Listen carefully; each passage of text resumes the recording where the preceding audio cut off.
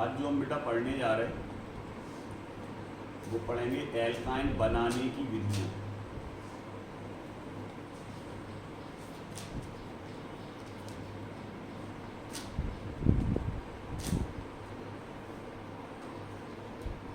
सबसे पहले हम एल्काइन बनाने की विधियाँ पढ़ेंगे बेटा, और उसके बाद हम पढ़ेंगे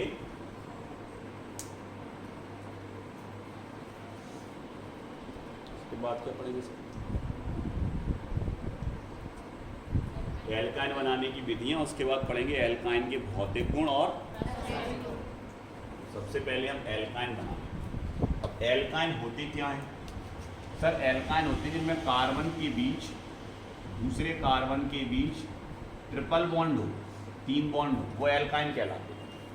सबसे छोटा एल्काइन अगर हम देखें तो वो होगा ये, इसको बोलते हैं एथाइन।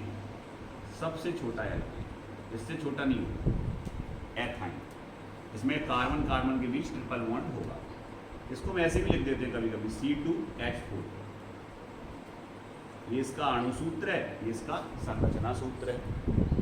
ठीक है, अब इसको अपन को बनाना है एल्काइन में।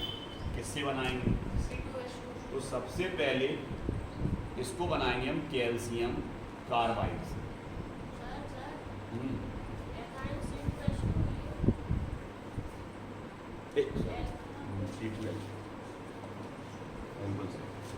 इसको हम काय से बनाएंगे बेटा? कैल्शियम कार्बाइड से। अब कैल्शियम कार्बाइड से आप बना रहे हो तो पहले कैल्शियम कार्बाइड तो बना लो।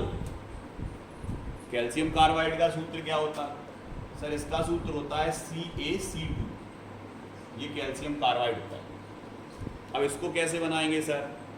तो इसको बनाएंगे हम सबसे पहले हम लेंगे चूना। चूना समझते हो? CaCO3 कैल्शियम कार्बोनेट, चूना।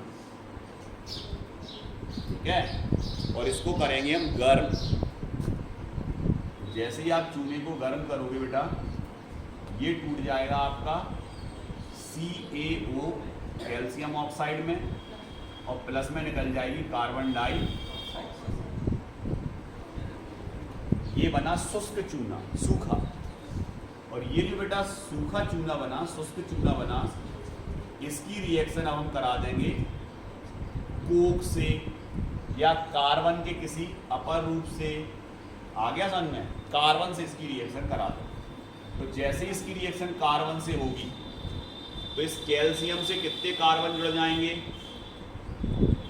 2। तो क्या बन गया अपना कैल्शियम कार्बाइड। प्लस में क्या निकला? तो आप कहोगे सर एक ऑक्सीजन बचा अपने पास और एक C बचा, तो निकल जाएगा कार्बन मोनो। क्लियर?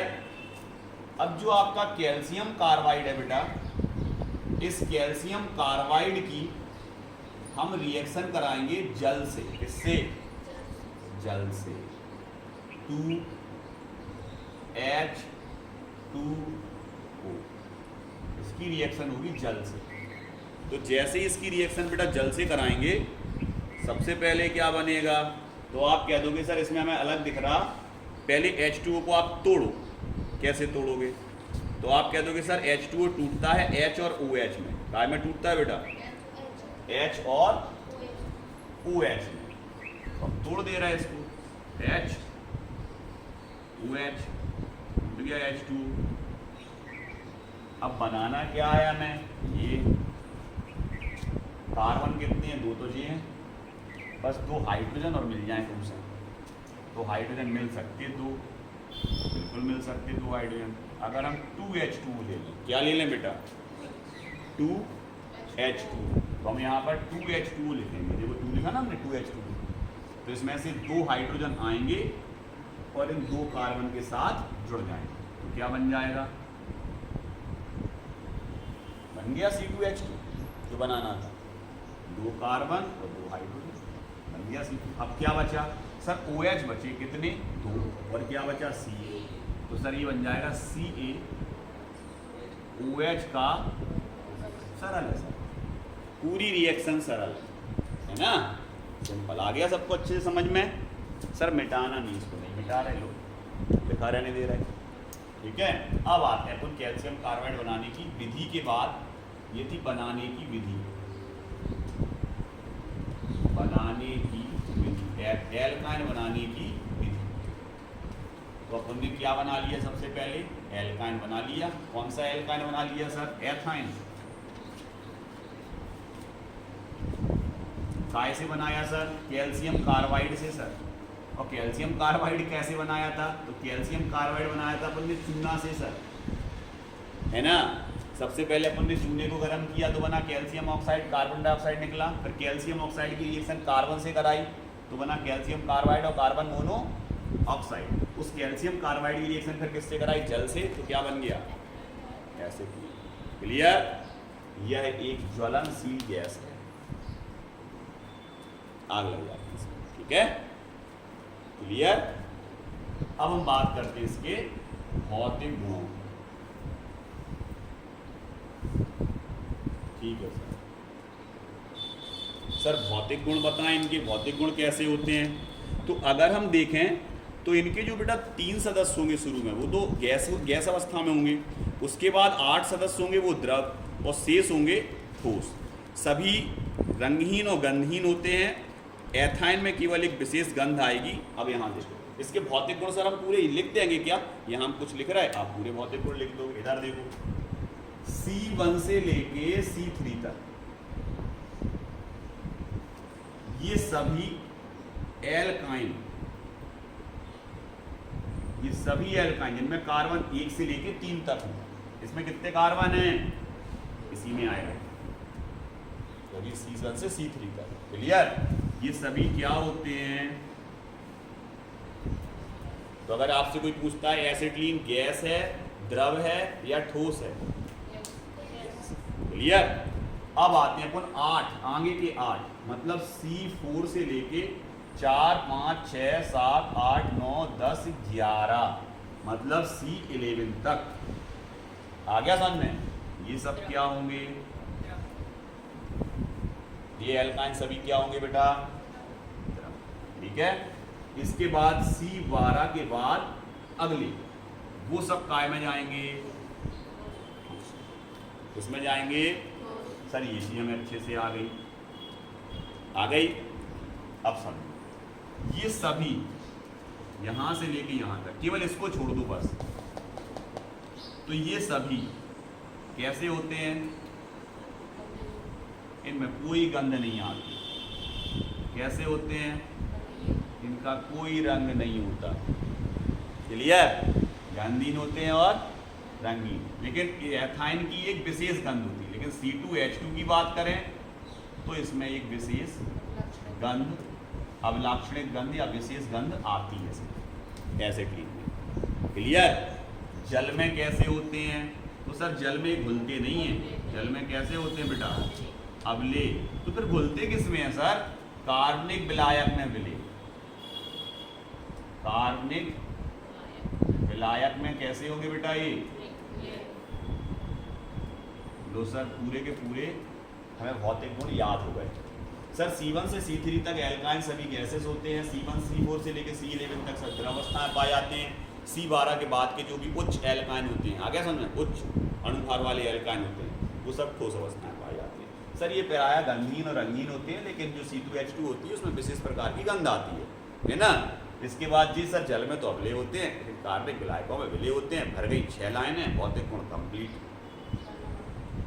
याद हो गए भौतिक गुण। से भौतिक गुण पड़ गए तुम्हारे साथ आ गई समझ में? अब काय पे आ गए हम? अब किस पे आ गए बेटा? अब आ गए हम रासायनिक गुण। अब रासायनिक गुण की अगर हम बात करें बेटा, तो रासायनिक गुण बहुत अच्छे से आपको समझना है। ठीक है? तो पहला रासायनिक गुण जो हम पढ़ने जा रहे हैं वो रासायनिक गुण आपका कौन सा है? तो नंबर 1 पे आएगा आपका हाइड्रोजन से क्रिया। काय से क्रिया बेटा? हाइड्रोजन से क्रिया, सबसे पहला रासायनिक। अब सर हाइड्रोजन से जो आप क्रिया पढ़ा रहे हैं इसमें क्या करेंगे, इसमें आपको एल्काइन लेना है और उसकी हाइड्रोजन से क्रिया करानी है, क्योंकि हम एल्काइन के रासायनिक गुण पढ़ रहे हैं तो एल्काइन ही लेंगे। सीधे बैठो, पहले घूम के सीधे बैठो, पूरा ध्यान यहाँ, कुछ सोचा साची नहीं करो, अभी जीवन में कुछ नहीं है तुम्हारे सोचने के लिए, अभी केवल पढ़ाई है बस। समझ रहे कि नहीं समझ रहे, अभी केवल अपनी स्टडी के बारे में ही सोचें। इधर देखो, हाइड्रोजन से क्रिया। अब अगर हम बात करें हाइड्रोजन से क्रिया में क्या होगा, तो आप कहेंगे सर सबसे पहले हम एल्काइन ले रहे, एल्काइन में भी एथाइन ले लिया सर हमने, और इसकी रिएक्शन कैसे करा दी बेटा, हाइड्रोजन से। अब ध्यान रखो कि जब भी हाइड्रोजन से कोई क्रिया होती है तो वो किसी ना किसी उत्प्रेरक की उपस्थिति में कराते हैं। जब हाइड्रोकार्बन का हाइड्रोजनीकरण, इसको हाइड्रोजन को जुड़ना हाइड्रोजनीकरण कहलाता है, तो जब हाइड्रोकार्बन का हाइड्रोजनीकरण कराते हैं या उसकी हाइड्रोजन से क्रिया कराते हैं तो कोई ना कोई उत्प्रेरक लेना पड़ता है, जो कि आपकी धातुएं होती हैं, जैसे निकेल, प्लेटिनम, पैलेडियम, इनमें से कुछ भी ले सकते हो आप, एक कोई भी, ठीक है। तो क्या होगा बेटा, एक बॉन्ड इसका टूट जाएगा और एक हाइड्रोजन इससे और एक हाइड्रोजन इससे जुड़ जाएगा। क्लियर, ये क्या बन जाएगा, अभी क्या है सर, अभी है ये एथाइन, अभी क्या है बेटा एथाइन, तो क्या बन जाएगा CH2 डबल बॉन्ड CH2 और ये बन गया एथीन। एथाइन से क्या बन गया बेटा, मतलब आप बोल सकते हो एल्काइन से क्या बन गया, एल्कीन। क्या बन गया एल्काइन से, एल्कीन। अब इसका फिर से अपन किससे क्रिया करा रहे हैं, हाइड्रोजन से, किसकी उपस्थिति में, निकेल, तो एक बॉन्ड और टूट जाएगा और ये बन जाएगा CH3 बॉन्ड, ये बन गया एथीन, मतलब एल्कीन। तो आपने भाषा लैंग्वेज में यही लिखा होगा कि जब किसी एल्काइन की उत्प्रेरक की उपस्थिति में हाइड्रोजन से, इधर बोर्ड पे देखो बेटा, बोर्ड पे देखो, कॉपी देखने लगते हो आप लोग हाल के हाल, पहले बोर्ड पे देखा करो। एल्काइन की निकिल उत्प्रेरक की उपस्थिति में, या कोई भी ले सकते हो, हाइड्रोजन से क्रिया कराने पर पहले एल्कीन बनते हैं, उसके बाद दोबारा हाइड्रोजन से क्रिया कराने पर एल्कीन बनते हैं। क्लियर, आ गया अच्छे से समझ में, आ गया सबको। तो इसका हम एक स्क्रीनशॉट खींच के आपके उस पर ग्रुप पे डाल देंगे, तो इसमें से आप रिएक्शन लिख लोगे, रिएक्शन लिखनी है ना आप लोगों को, है ना।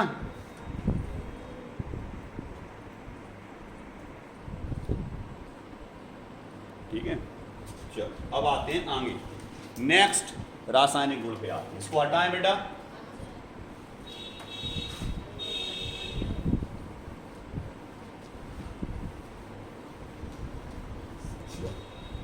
अब अपने रासायनिक गुण ही रासायनिक गुण चलेंगे।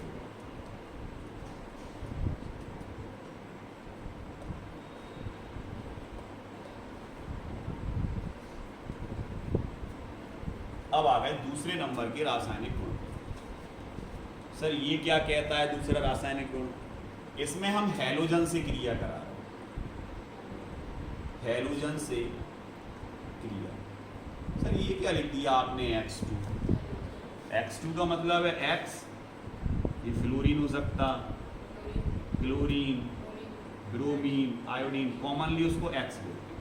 मतलब यहाँ आप F2 से क्रिया करा सकते, Cl2 से करा सकते, Br2 से करा सकते और I2 से करा सकते। तो यहाँ हम चलो ले रहे हैं आपके लिए Br2, ब्रोमीन से क्रिया। क्लियर, ले लो पहले एल्काइन, ले लिया, लो CH triple bond CH plus Br2। जैसे ही इसकी क्रिया कराएंगे सर, सबसे पहले ये बनेगा sir C double bond C, H तो जुड़े ही हैं, एक क्या जुड़ गए इनसे, Br। तो सर ये बना, ये क्या था, तो आप कहोगे सर ये था हमारा एथाइन, और अगर Br ना जुड़े होते और डबल बॉन्ड होता तो फिर ये था हमारा एथीन, है ना। नहीं, और एक और आगे ले गए, फिर से अगर Br2 से रिएक्शन कराओगे तो फिर एक बॉन्ड हटेगा, ऐसा बनेगा CH सिंगल बॉन्ड, इसके एक Br नीचे, एक Br ऊपर, एक Br ऊपर, ऐसे बनेगा, है ना। ये क्या है सर? ये एथीन है, क्योंकि इसमें 2 कार्बन है। ये एथीन है, इसमें कितने कार्बन है? कितने डबल बॉन्ड है? एक डबल बॉन्ड है इसलिए एथीन, सिंगल बॉन्ड है कार्बन कार्बन के बीच इसलिए एथीन, ट्रिपल बॉन्ड है इसलिए एथीन। अब अंतर और क्या है? और अंतर ये है सर कि इसमें पहले पे और दूसरे पे ब्रोमीन जुड़ा है, देखो। तो इसको बोल सकते हैं सर हम 1,2 डैश लगेगा डाई ब्रोमो, क्या आ जाएगा बेटा? इसका नाम हो जाएगा sir 1,2 die bromo ethene, die bromo ethene. Sir इतना बड़ा हमें नहीं लिखना है, तो इतना नहीं लिखना है, इसकी जगह कुछ कर सकते? बिल्कुल। अगर बेटा अगल बगल के कार्बन पर 2 हैलोजन ऐसे जुड़े हों तो इस कंडीशन को बोलते हैं बेटा विस, ठीक है। और अगर एक ही कार्बन से दोनों ब्रोमीन जुड़े हों तो इसको बोलते हैं बेटा जैम। इसको क्या बोलते हैं? जैम। तो इसकी जगह आप क्या लिख सकते हो? इसकी जगह हम लिख सकते हैं सर विस। क्या लिख सकते? विस। तो क्या हो जाएगा? लेकिन ध्यान रखना हमेशा केवल 2 ब्रोमीन के लिए चलेगा ये विस और जैम, नहीं तुम इसमें लगा दो विस और जैम। समझ गए? आ गया अच्छे से? कितने? विस डैश डाई ब्रोमो, आ गया समझ में? मतलब नंबरिंग नहीं देनी, ठीक है। विस डाई ब्रोमो, हटा दे इसको, आ गया समझ में? अब यहाँ क्या आएगा? यहाँ तो नंबर ही देना पड़ेगा क्योंकि बहुत सारे हैं सर। तो क्या नंबर दोगे सर? एक 1 पे है, फिर दूसरा भी 1 पे है, फिर 2 पे है, फिर 2 पे है। देखो 1 पे 1 पे 2 पे 2 पे, क्लियर? तो क्या आएगा? टेट्रा। कितने हैं? 4 हैं सर। क्या है? 4 ब्रोमीन। तो क्या नाम हुआ इसका? 1,1,2,2 टेट्रा ब्रोमो। 4 आएंगे इसमें, टेट्रा ब्रोमो एथीन। क्लियर? नाम याद हो गए, बनाना आ गया, सिंपल है, कुछ नहीं करना सर। एक बॉन्ड यहां से मिटाएंगे, एक ब्रोमीन जोड़ देंगे दोनों से। इसमें सर एक बॉन्ड और मिटाएंगे, एक ब्रोमीन जोड़ देंगे दोनों से। क्लियर?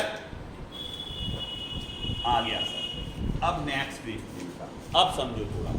सर आपने विस बनाया, क्या इससे जैम बन जाएगा? बिल्कुल बन जाएगा जैम।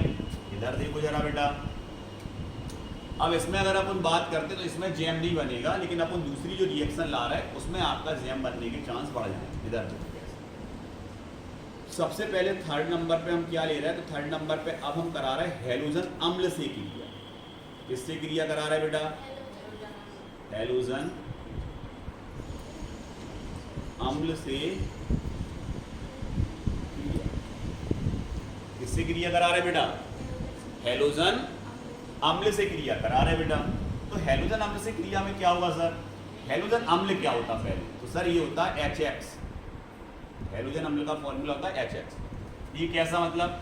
X तो ये है क्लोरीन, क्लोरीन, ब्रोमीन, आयोडीन। अम्ल के लिए क्या जुड़ जाएगा? H। ये सब हैलोजन अम्ल हो गए। HF, HCl, HBr, HI, उसी की भी रिएक्शन करा सकते हैं। तो चलो सबसे पहले हम ले रहे हैं बेटा ये, क्लियर? रिएक्शन कैसे करा रहा है? HBr से। जैसे इससे रिएक्शन होगी बेटा HBr से, सबसे पहले क्या होगा सर? सबसे पहले टूटेगा और जुड़ेगा।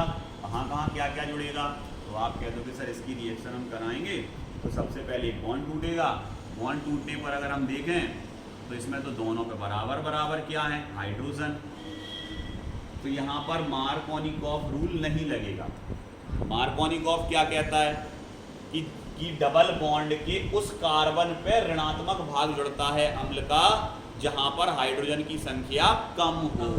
जहां पर हाइड्रोजन की संख्या, लेकिन यहाँ तो दोनों में बराबर है। इस पे भी देखो एक हाइड्रोजन, इस पे भी एक हाइड्रोजन, तो फिर ऋणधन कहीं भी जुड़ सकते हैं। इस समय मार्कोनिकॉफ नहीं लगेगा। क्लियर? तो फिर क्या होगा? किसी से भी, किसी को भी जोड़ दो। चलो सर एच जोड़ दे रहे हैं हम इस पे और बी आर जोड़ दो सर इस पे, कोई दिक्कत नहीं, कहीं भी जोड़ सकते, इससे भी जोड़ सकते। क्या बन जाएगा? तो आप कह दोगे सर CH2, इधर ही जोड़ दो CH2 डबल बॉन्ड CH और इसके नीचे क्या जोड़ दिया बेटा? आगे भी जोड़ सकते हो या यहाँ लिख सकते हो या ऐसे भी जोड़ सकते हो, ठीक है।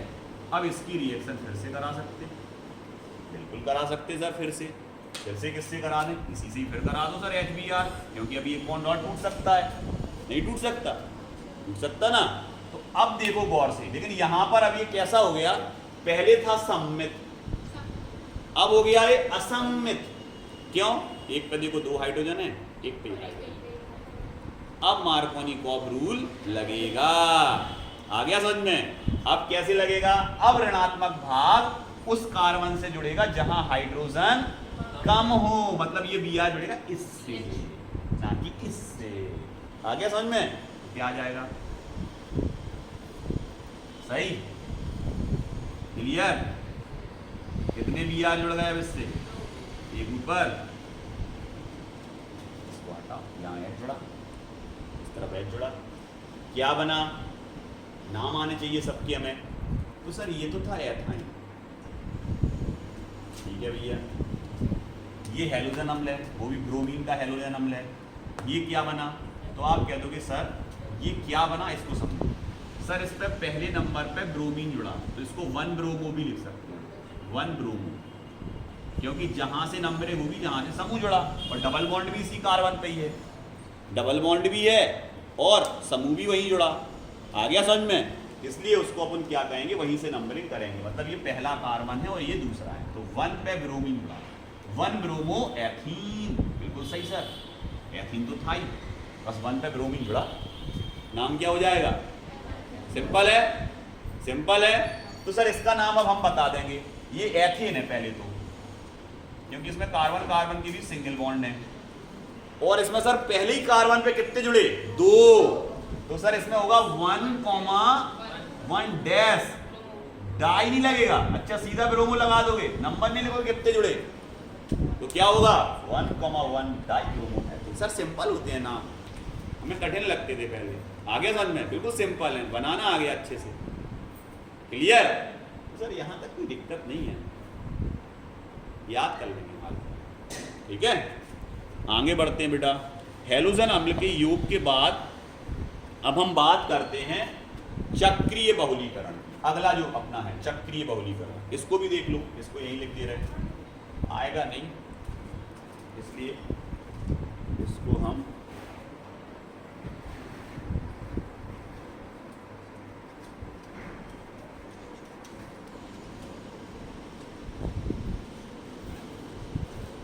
चक्रीय बहुलीकरण बताएं इसको।